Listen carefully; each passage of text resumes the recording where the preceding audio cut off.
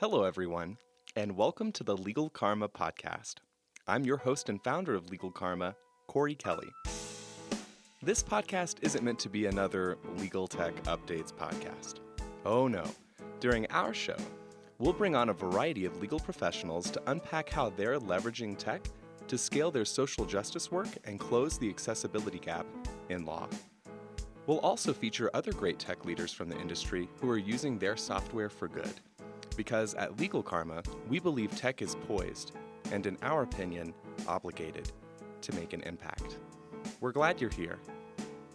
To learn more about Legal Karma's mission, visit us at legalkarma.org/foundation. Now let's jump in. Okay, welcome everyone. I am joined today by Scott Leigh. Scott is a co-founder at AltFee, a workplace that helps lawyers collaborate and make sense of alternative fee structures. Scott, I've really enjoyed getting to know you, your family, and your passion for change in the legal profession. We've been following it closely here at Legal Karma, and alternative fee structures surface many times on our other podcast episodes that we've had. I'm looking forward to our conversation today, but first, please just quickly introduce yourself to our listeners and share a little bit more about you and your company and your background. Yeah, thanks for having me. Great to be here. And I really enjoyed all of our conversations to date.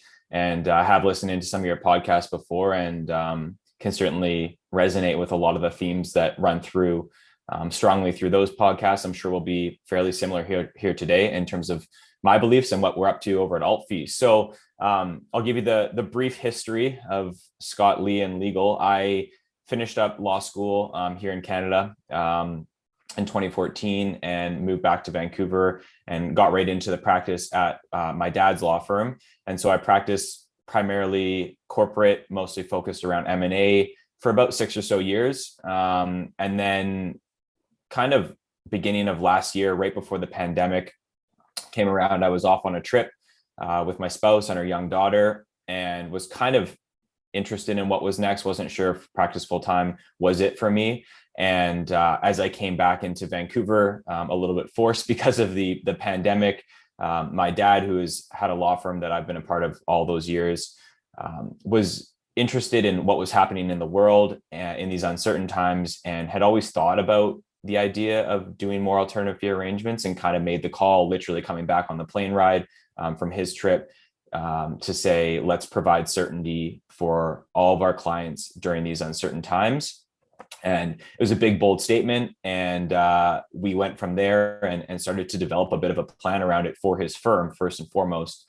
And we did that for kind of 6 or so months, developing systems and everything that needed to go into it in order to allow his firm to move from a structure that they're currently in, which involved both some fixed fee and alternative methods, but also a bunch of hourly billing, to offering every single client on every single project the ability to choose an alternative fee price. And so it was big, it was bold, and it took some planning, and we kind of went through that process. And as we went through that, and they went forward and launched, we started to think about how we have experienced all these really amazing benefits within the firm and how those benefits could be experienced by possibly turning this into a SaaS product in one way or another, a software for law firms. And so that's where sort of it flipped from my dad's firm creating what he calls Frank Fee to what we call AltFee, which is the software that we're currently building. And so that was kind of last fall. And since then, we've been going through all the typical sort of startup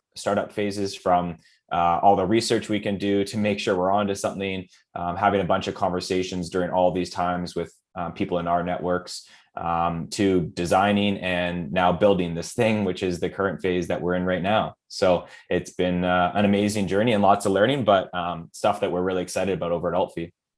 Well, congratulations on, more or less quitting your job and starting a tech company. That's always removing all the security in your life and creating insecurity. Exactly. It gets better. It gets better. It really, the first few years are really hard, but it does pay off. We're going to unpack everything that you just said, and thanks for sharing all of that. But one thing I want to just take a step back, that I think most of our listeners are attorneys. I think that they would resonate with is you said that really quickly you graduated and then kind of found out the legal profession for maybe wasn't for you actually. And it's not cheap, at least in the United States, to get a law degree. I'm assuming that's true also in Canada. Talk to us a little bit about that. How did what led to such quick burnout or such quick, oh wait, this isn't actually how I want to spend my time? Yeah, it's a good question. I'm probably a bit unique in that I went into law school. Obviously, it's in my dad's been a lawyer my entire life, so I grew up around it, so I knew about it. But I went into law school honestly knowing that I might not do it forever, but that I would really appreciate the education that I was going to get and the skill set that it would bring me in whatever sort of business endeavors I ended up getting myself into. So I kind of always had that in the back of my mind, and then as I got into it, super fortunate to end up at my dad's firm where I had a ton of great mentors and a ton of ability to independently grow in a lot of ways. And one thing that kind of resonates in all of this and comes to true in what we're up to at AltFee is there's some things inherent in law that I found difficult as someone with a bit of an entrepreneurship sort of mentality to approaching things. And there's a number of them, but one of them what relates to what AltFee is up to, and that's sort of this inherent semi-position of conflict you enter into with every engagement you take on between lawyer / law firm and client, which day one, once a client comes to you and says, I want to take on this project, and you say, yep, sounds good, and you start, you're in a position hypothetically where your inefficiency and just billing hours is better financially for you. But obviously the client is focused on achieving a particular result at a lower cost, minimizing that cost to some degree. And so there's a sort of inherent conflict that never really made sense in how my mind worked and how I imagined things work sort of typically outside of the legal industry. And that always kind of sat there as something that didn't make a lot of sense to me. And we've, through AltFee in particular in the last year and a half or so, really explored what that means to other people, and the stakeholders that are involved, being both including lawyers and staff members, the law firm as a whole, as well as clients.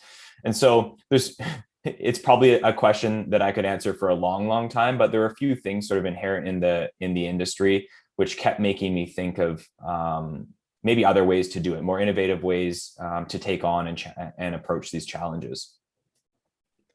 That was the exact last podcast that we released, was the billable hour paradox that we hosted with Maya Markovich at Denton's Next Law Labs. And we talked all about, the rub where the billable hour really incentivizes inefficiency. And of course, no one's going to come right out and say that. And maybe this doesn't always happen, but there's definitely a large opportunity for it to be true.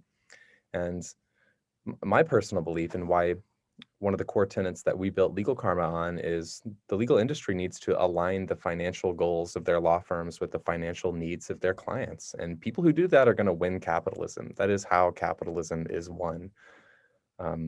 Yeah, I listened to that podcast as well. Super interesting. And a lot of how you guys spoke on that and Maya spoke on that resonates with what I feel and what we believe at AltFee as well. There's a ton there for sure. Yeah. So I think maybe taking a quick step back, let's actually define what alternative fee structures or alternative fee arrangements are. I think that this has been really maybe an uphill push for many years in the legal industry. And now for some reason in 2021, you're kind of seeing it everywhere. I'm seeing workshops on it. I'm seeing other legal tech practice management softwares releasing webinars about it. It's all coming up lately. So just to quickly name it for us, just tell folks what they are and maybe give a few examples of common alternative fee structures. Yeah, it's an interesting piece and something that we've learned so far on this road. There's definitely a knowledge sharing aspect to this. I think how people traditionally view alternative fee arrangements is anything aside from hourly. We view it more as, that yes, that's included, but also anything that provides an option for a client where they are able to have some level of price certainty around the project they're taking on. And so we focus around this uncertainty piece that is prevalent in the hourly model.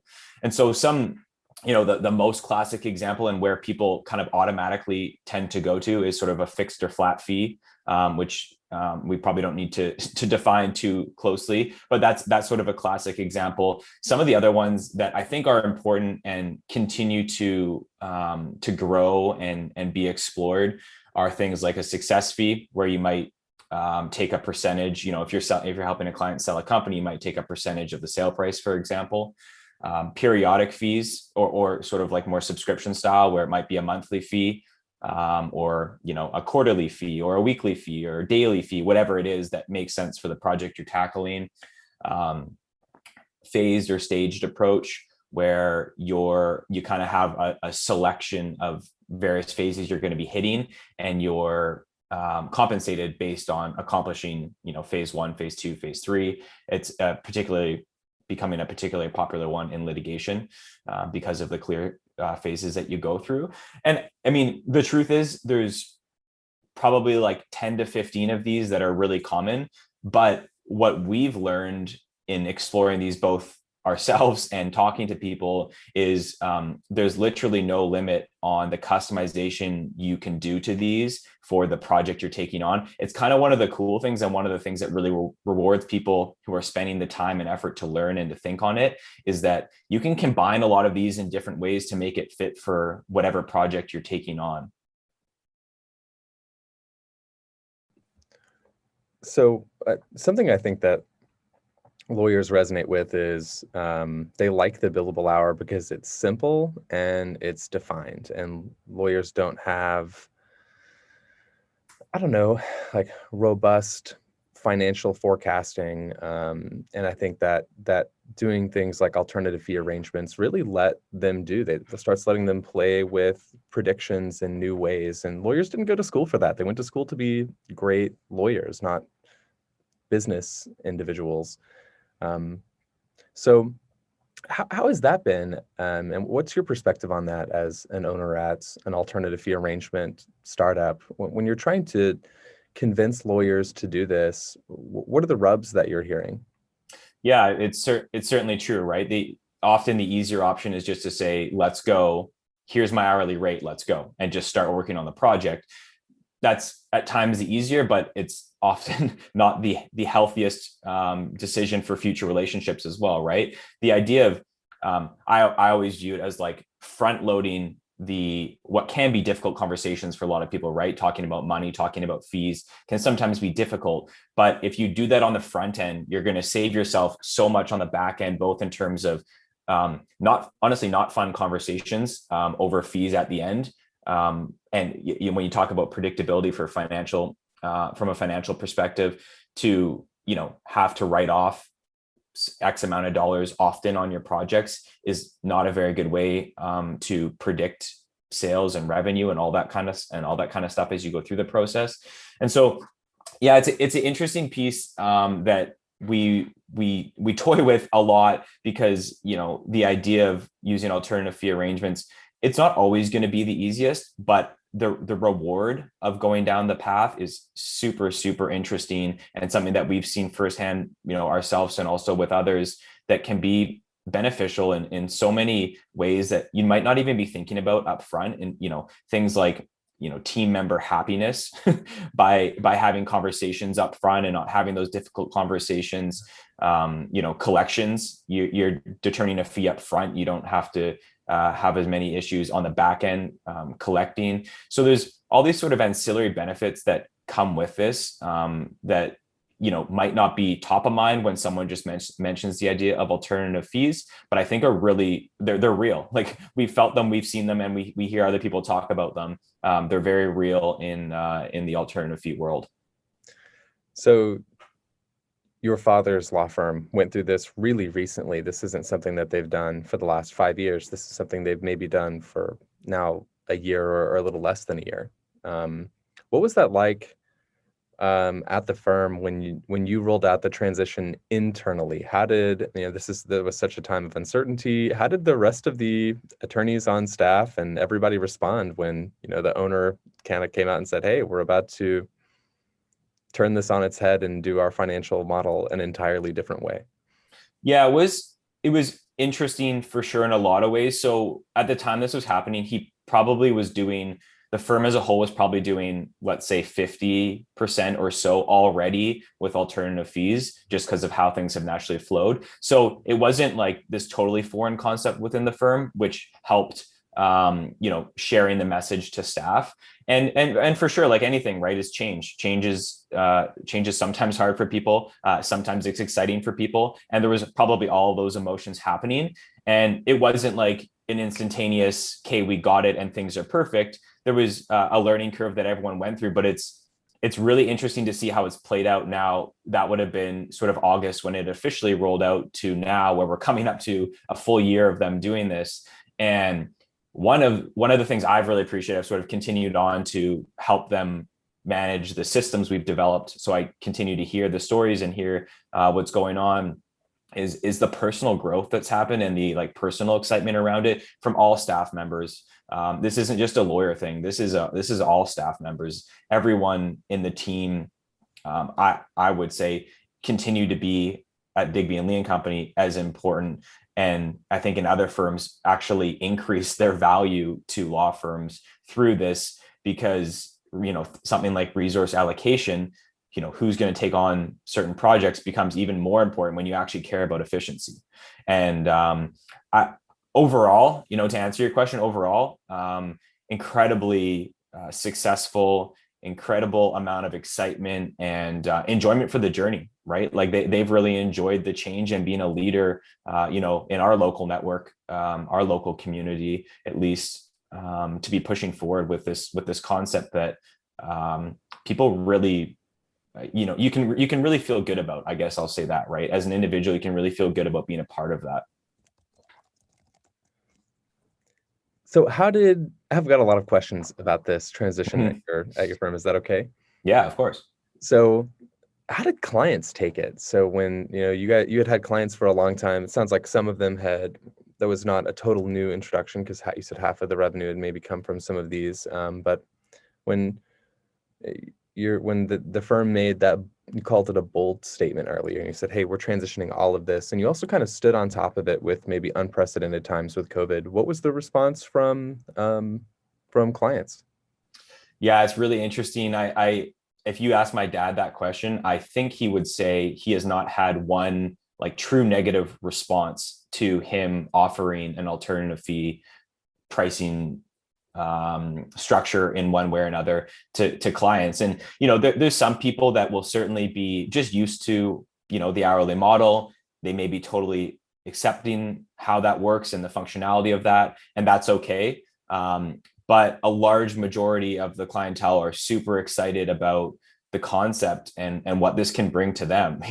You talk about, accurate planning financially. Well, as a client, that is just crazy. It's crazy to me to think that you talk to almost every lawyer who does a decent amount of work, and they've had a conversation, not even lawyers, you talk to clients who have done enough legal dealings in their day-to-day that, they might've got budgeted 20 to 30 grand for a project. It ends up being 50. And there's kind of this classic back and forth of like, oh, hey, lawyer, I thought we were kind of in the 20 to 30 range. We're at 50. And the lawyer's like, yeah, you're right. Should we do 40? And then they agree on 40. It's kind of like this. It's just not a very predictable way of operating on either side.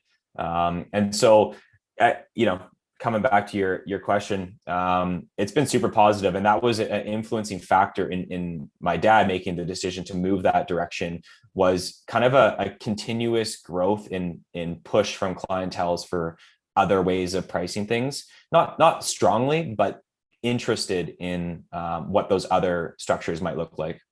But actually right there is, I think, if I'm a lawyer listening now that entered this conversation thinking, no, this is not how we're going to go. I'll listen to this, but I'm never going to change out of the billable model. It's going to make me more money. And they would have heard what you just said right there, where you said, client proposed 25,000 and then it ended up being 50. That's a clear win for the law firm. And I think the ambiguity is where oftentimes lawyers come out on top financially. And it we can is, talk but about it's ethics, we can talk about, good client service, things like that. But I think there's a lot of individuals that are really motivated by that opportunity to make that extra money. So what would you say to that? To that attorney that might be listening right now going, yeah, but we want that. That's what we want. We want the 40K meet in the middle because, we just increased our revenue by 15K with this partnership. Why would I lock myself into a contract that's smaller earlier on when I could reach for that? well, I think there's the downside of operating that way in terms of long-term relationships, and people care more and more about those long-term relationships. I think now maybe more than ever. People prior maybe would have just said, oh, that's all right, that's kind of how things work.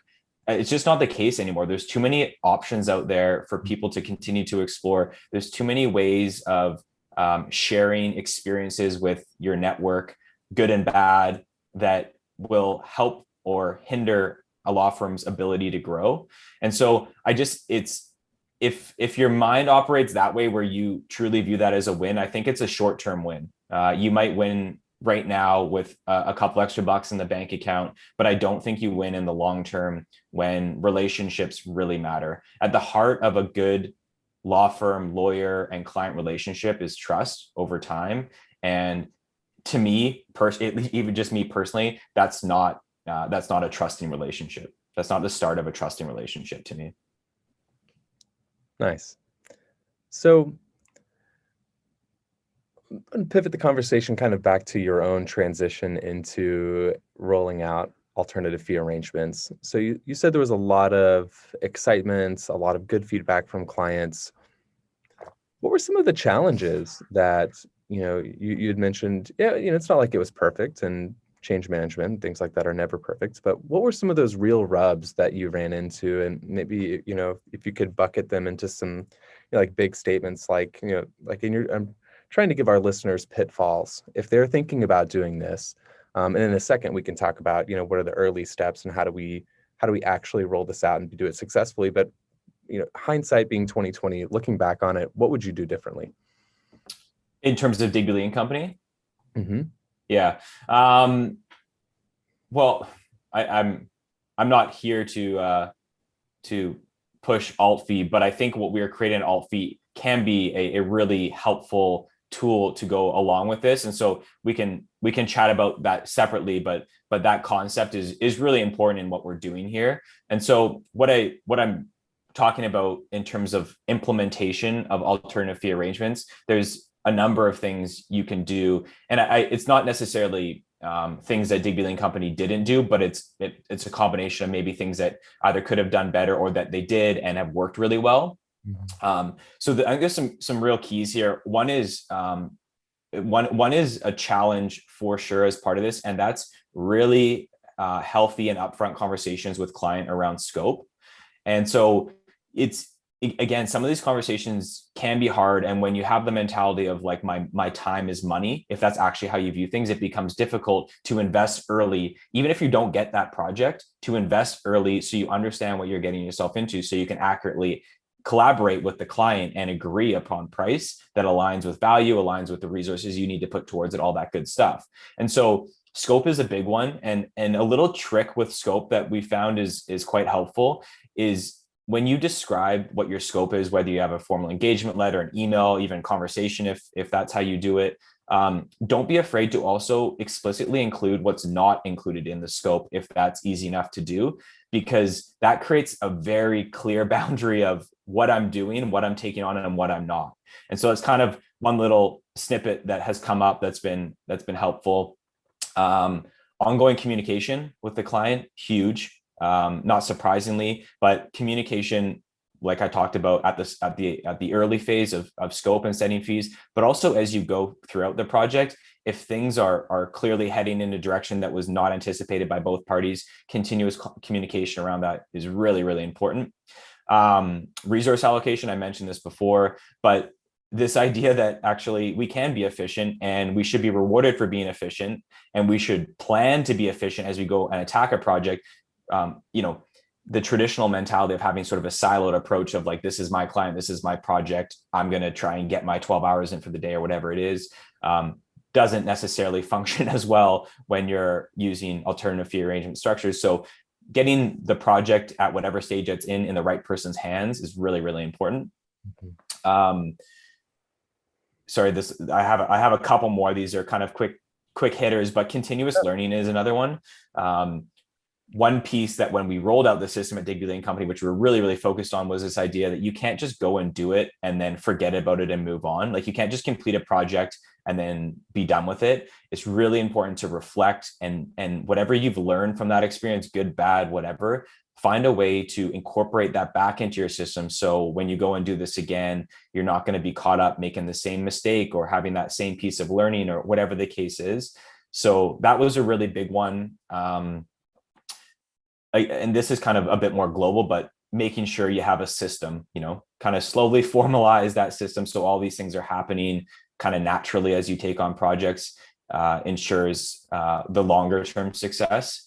And then what we've already touched on is, as best as you can, explore these different alternative fee arrangement types, and don't be afraid to sort of combine some of them if it makes sense for the projects you're taking on.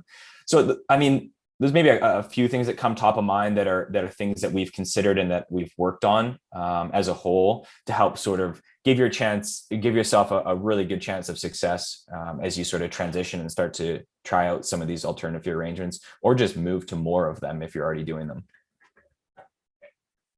Well, there's a lot of really good stuff there. The first thing I heard you said was when you flagged AltFee, and it sounds like what you were saying, and correct me if I'm wrong, is, one of the things that I wish that we had that we didn't have was software that helped us do this. And, especially in 2021, software, whether the legal industry is ready to hear it or not, is a make or break deal for most companies and most law firms. It's a real competitive advantage to have software that mitigates the inefficiencies of the things that we do. So it sounds like what you're building at AltFee is a value add for anybody who's really exploring doing this, who's not going to have to spend hours on YouTube only to still screw it up. But, having a tool that just helps you get there. Yeah, it makes a big difference. It does for sure. And it also sounds like you said, setting and documenting expectations with clients early on, what's covered. Here's really clear about what's not covered. And then lastly, you actually said one of my favorite things at Legal Karma, we call it Kaizen, which is Japanese. It's the Japanese model for continuous improvement. It's kind of, it says you try, it happens, and then you document what could have gone better. You document improvements, you do it again. And then doing this over and over and over again, you start to get out all the mess. Or if you've ever read the book, The Checklist Manifesto, would highly recommend checking that out. Kind of a similar idea. Yeah, it's certainly all those pieces have played a large part in us and what we're building at AltFee. And the continuous learning, the continuous improvement is such a big piece to that. And we've really gone a direction around this knowledge management and collaboration pricing tool that is not siloed, that is all about collaborating with your teammates and sharing your learnings so that others can benefit from what you're learning as well. So this isn't just about me learning from my projects, but it's also me learning from other people's projects in my firm, so that as a group, we can be a much more efficient group carrying forward. Nice.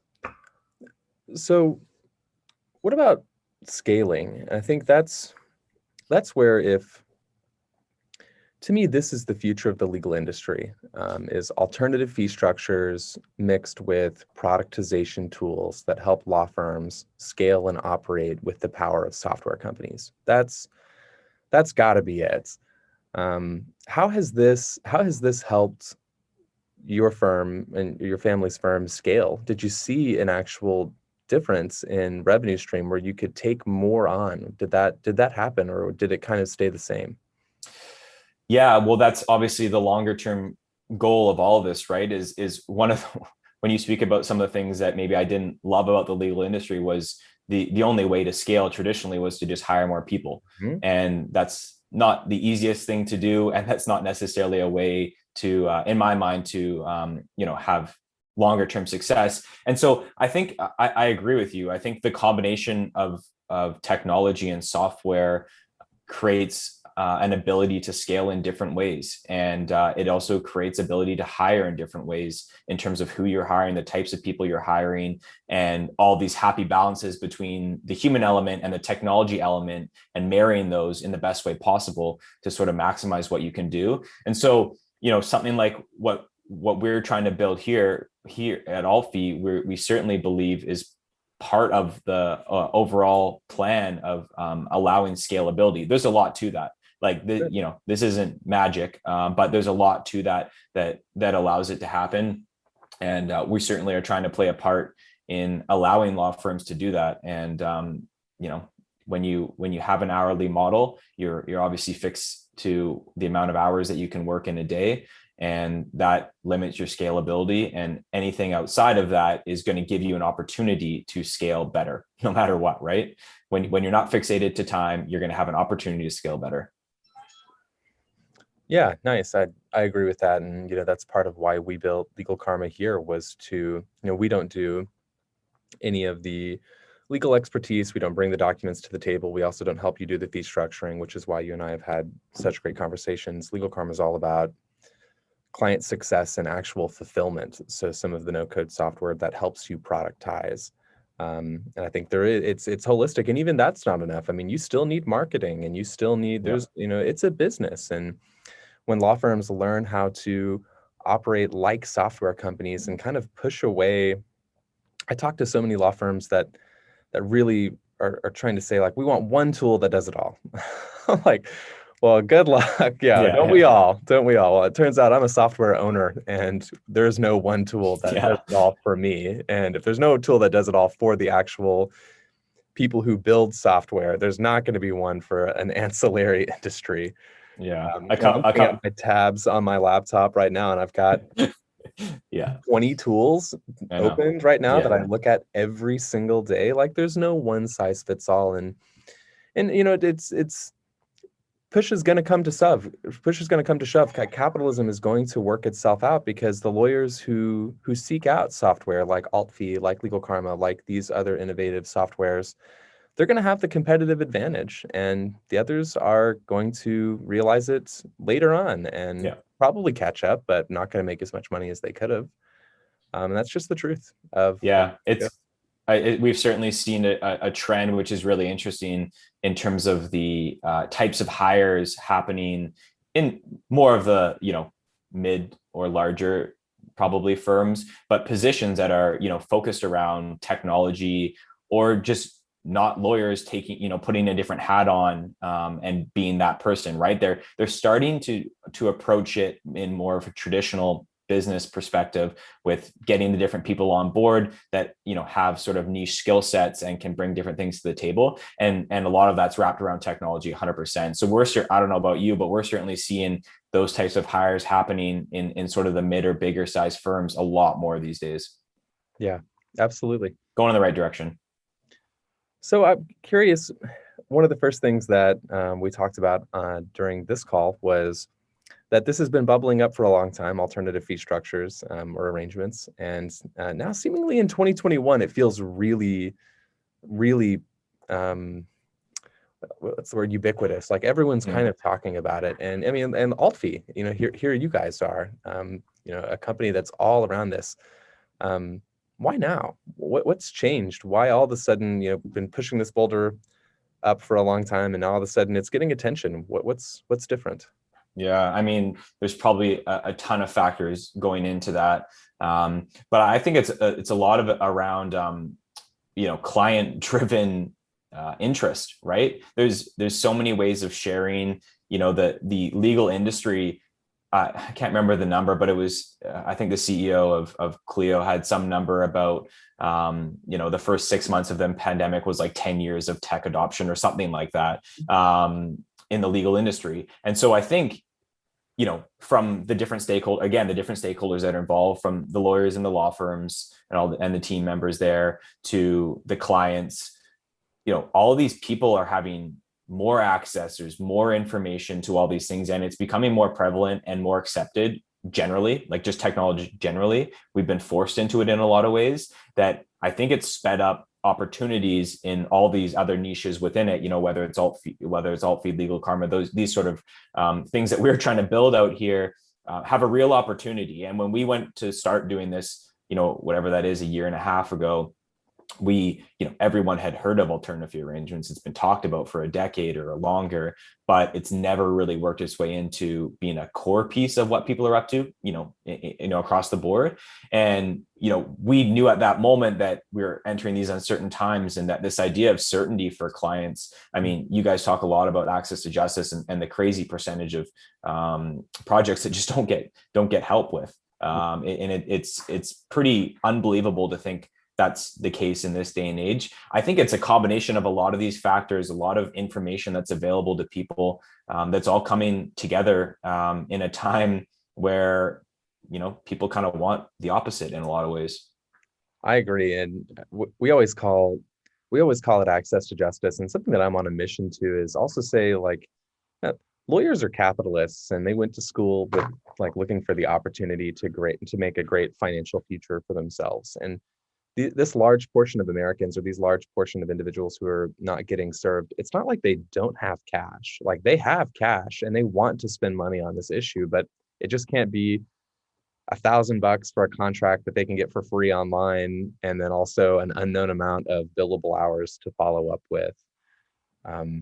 Yeah, I think and that's what we've always focused on, is the certainty around it, right? If I'm a client and I know that getting this unique contract drafted for me is going to be $2,000 because I've spent 20 minutes talking to the lawyer about what it entails, and I understand what is going to be required to carry it out, and then it goes and gets done, and it provides them with $2,000 of value.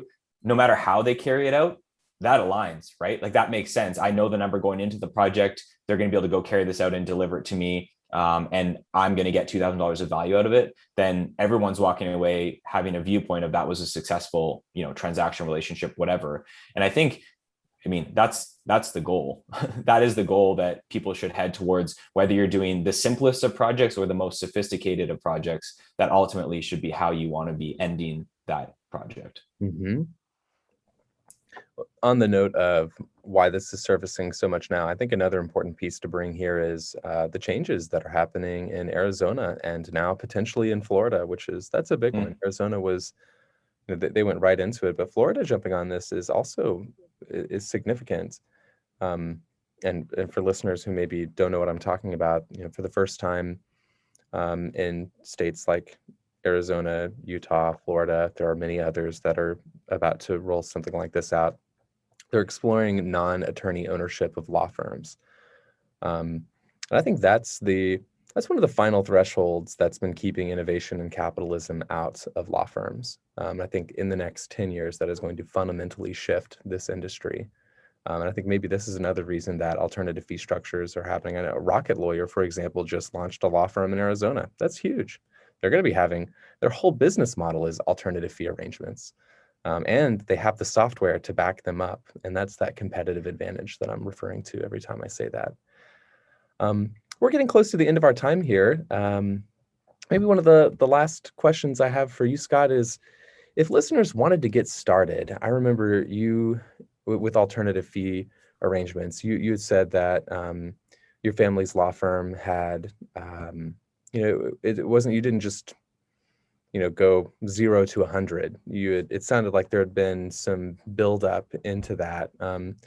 So if whether I'm a litigation-centric firm or a transactional firm, if I'm thinking about doing this, what's step one? Like, what are the right first things to do? Besides just reading, if I actually wanted to make a shift at my firm, what would you recommend? What would draw me like the first 6 months roadmap?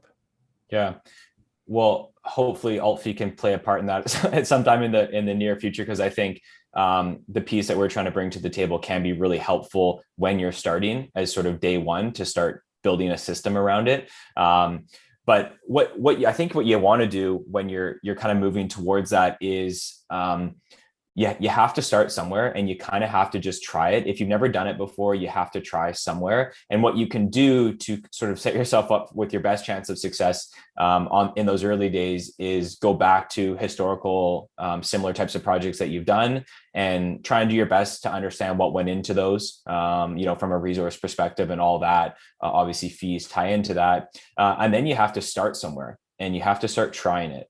And that's what is sometimes difficult for people to take that first step forward.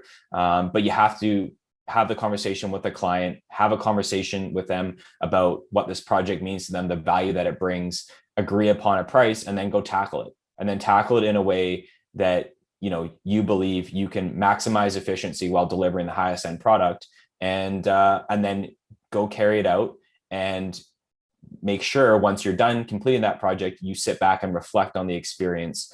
That's kind of the start of building a system around your learnings, so that if you go next week and do another project that's the same for a different client, you're going to have that experience to tap into, create a system to ensure those learnings aren't being lost. And you can really start to, start this snowball effect of taking advantage of your experience and maximizing your efficiency.